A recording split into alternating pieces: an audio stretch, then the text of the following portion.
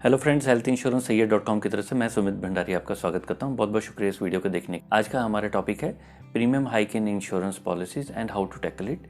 यानी जब हमारी पॉलिसी का प्रीमियम एकदम से बढ़ जाए, जैसा इस टाइम पे बढ़ रहा है, तो उस केस में हमें क्या करना चाहिए। देखिए, पिछले 1.5 महीने के अंदर अगर हम देखेंगे तो इंडिया की जो टॉप मोस्ट कंपनीज़ हैं, मैं नाम नहीं लूँगा, लेकिन उनके अंदर आप रेगुलर आपको फीडबैक्स आ रही होंगी या आपको मेलर्स आ रहे होंगे या कंपनी की तरफ से आपको मैसेज आ रहे होंगे हमने अपना प्रीमियम बढ़ा दिया है। तो काफ़ी पिछले 2 साल इंश्योरेंस कंपनी के लिए पहले 5-6 महीने तो कोविड के बहुत बढ़िया निकले, उसके बाद उनका बैंड बज गया। शुरू में प्रॉफिट कमाया, बाद में बहुत सारे लॉसेस भी हुए और काफ़ी जो ज़्यादा प्रॉब्लम इंडस्ट्री के अंदर आई वो तो हॉस्पिटल की मनमानियाँ। तो एक डिफरेंट टॉपिक है कि बहुत ज़्यादा लोगों को क्लेम्स वगैरह में भी इशू आए। हॉस्पिटल ने भी काफ़ी आउट ऑफ द वे जाके उनके क्लेम्स को थोड़ा सा एस्केलेट किया, उनका इंक्रीज़ किया, इन्फ्लेट किया। तो अल्टीमेटली वो तो एक दौर निकल गया। फिर IRDA, कुछ स्टेट गवर्नमेंट्स या भारत सरकार ने भी काफ़ी चीज़ों पे लिमिट रखी कि आपको कोविड में इतना इतना ही क्लेम मिलेगा।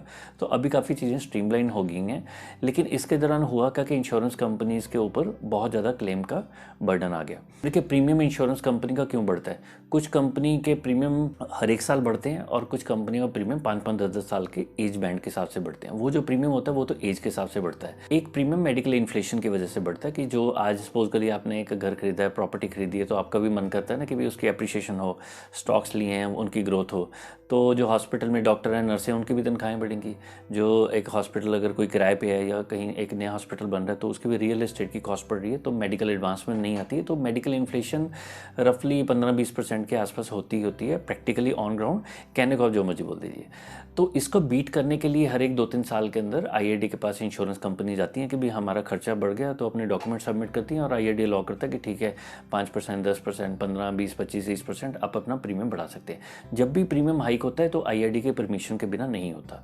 तो ये जो सारा एक इंश्योरेंस का काम है, जैसे बैंकिंग इंडस्ट्री है, मोबाइल इंडस्ट्री है, तो वहाँ पे TRAI करके एक रेगुलेटर है, रिजर्व बैंक ऑफ इंडिया है। तो इंडिया में IRDAI करके एक रेगुलेटर है जो इंश्योरेंस कंपनी के बिजनेस को रेगुलेट करता है, ऑडिट करता है, चेक करता है कि उनके स्टैंडर्ड अच्छे मेंटेन रहे, उनके डॉक्यूमेंट स्टैंडर्डाइज हों। तो इस प्रोसेस के अंदर जब भी प्रीमियम हाइक होता है तो हर एक नॉर्मल पॉलिसी होल्डर को झटका लगता है कि यार ये तो मेरा प्रीमियम बढ़ा दिया। अब प्रीमियम का हाइक जो पिछले कुछ टाइम के अंदर हुआ है कि 3-4 जो टॉप की कंपनियां, उनका प्रीमियम मिनिमम 10%, 12%, 18% और 30% के आसपास प्रीमियम का हाइक हुआ है।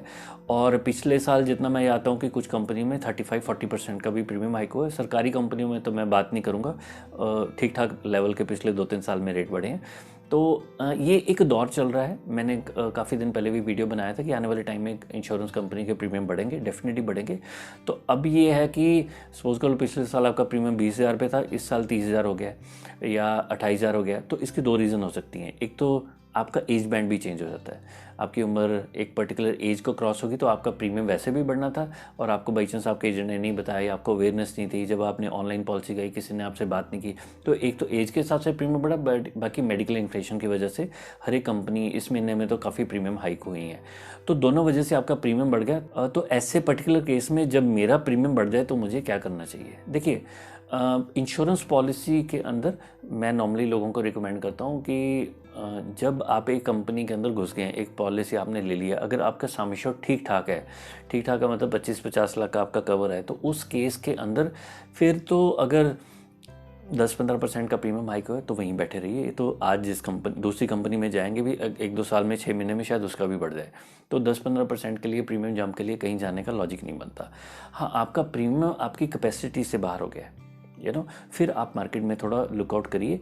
अदरवाइज 10 में से 9 केसेस में आपको बोलूँगा जहाँ बैठे हैं वहीं बैठे रहिए।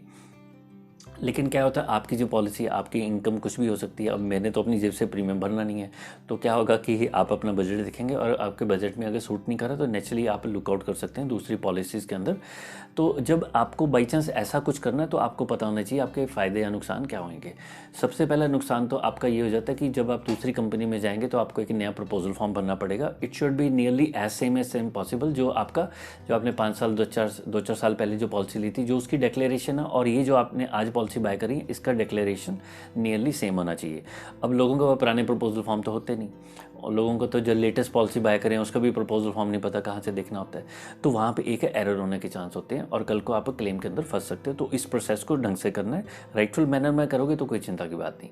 सेकेंडली जो आपका नुकसान ये होता है कि अगर आप लास्ट मोमेंट के ऊपर कर रहे हो, यानी 4-5 दिन के अंदर पॉलिसी, तो हो सकता है इस जल्दबाजी के अंदर आप गलत डिसीजन ले लो। हो सकता है आपको पोर्टेबिलिटी की जरूरत ना थी और इसी कंपनी के अंदर भी आप कुछ कर सकते हो, या दूसरी कंपनी के अंदर आपने जो पॉलिसी चूज़ की इसके कंपैरिजन में भी कोई और मार्केट में पॉलिसी अवेलेबल थी। तो बहुत सोच समझ के पॉलिसी में चेंज ओवर करिए, क्योंकि जब आप सपोज करिए किसी कंपनी के अंदर 5 साल से थे, तो आपने 10 लाख की पॉलिसी ली हुई थी, तो आपका जो 5 साल का मॉरेटोरियम पीरियड का बेनिफिट आपको मिला हुआ था।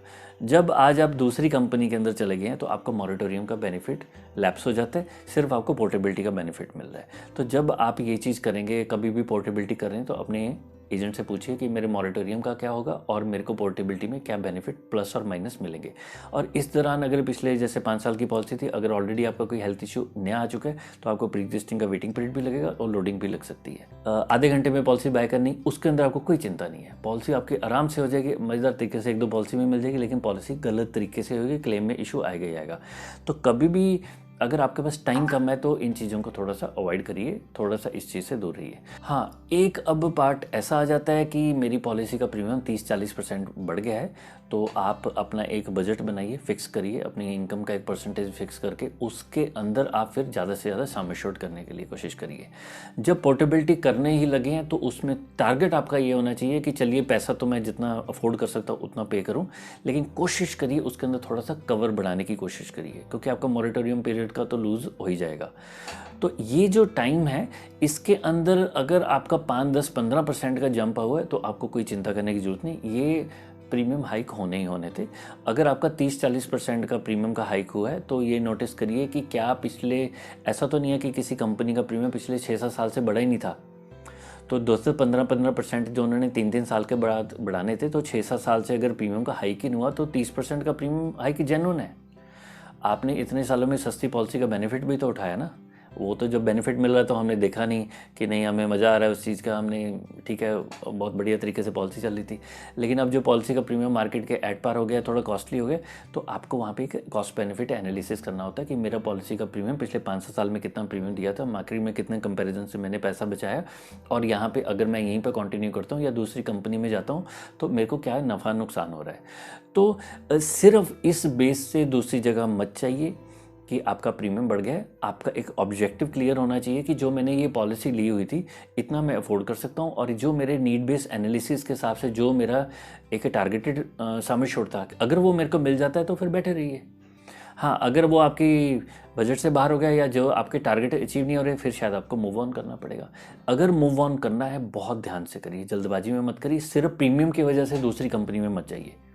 यानी आपका प्रीमियम 20,000 था, आज 28,000 हो गया, आपको यार मेरा प्रीमियम तो बहुत ज़्यादा महंगा हो गया, तो आपको नहीं मालूम कि अगर आपने 19, 20, 22,000 की दूसरी पॉलिसी में शिफ्ट हो गया, हो सकता है 2 महीने के अंदर उसका भी प्रीमियम बढ़ जाए, उसका भी 26,000 हो गया, तो आपने बेसिकली 1,000-2,000 रुपये का डिफरेंस है। तो थोड़ी सी मार्केट में किसी प्रोफेशनल से बात करिए, 2-3-4 लोगों से बात करिए, तो थोड़ा सा आपको जज करना होता है कि मार्केट में प्राइसिंग किस तरफ से जा रही है। जैसे आज की डेट में अगर किसी को नई गाड़ी खरीदनी है, ये पिछले 1 साल और ये जो आने वाला 1 साल है, ये तो बिल्कुल बेकार टाइम है कार खरीदने का। क्यों? जो लोहे का भाव था 2 साल पहले 50 रुपये का, जो नॉर्मल लोहा था, तो उसका भाव आज की डेट में 90 रुपये हुआ है।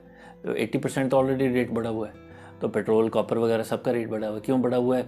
थोड़ा सा आप लगा लीजिए कि चाइना की वजह से बढ़ गया, अब रशिया और यूक्रेन का चला उसकी वजह से। तो कुछ टाइम के अंदर मार्केट डाउन हो जाएगी, तो उस टाइम पे चीज़ें सस्ती हो सकती हैं, तो एक मौके की बात होती है। आपको अगर पोर्टेबिलिटी करनी है या नहीं करनी है, इसके पीछे आपका फंडामेंटल बहुत स्ट्रांग होने चाहिए कि भाई मैं करूं या ना करूं, इसके पीछे मेरी कन्विक्शन किस चीज़ की है, राइट।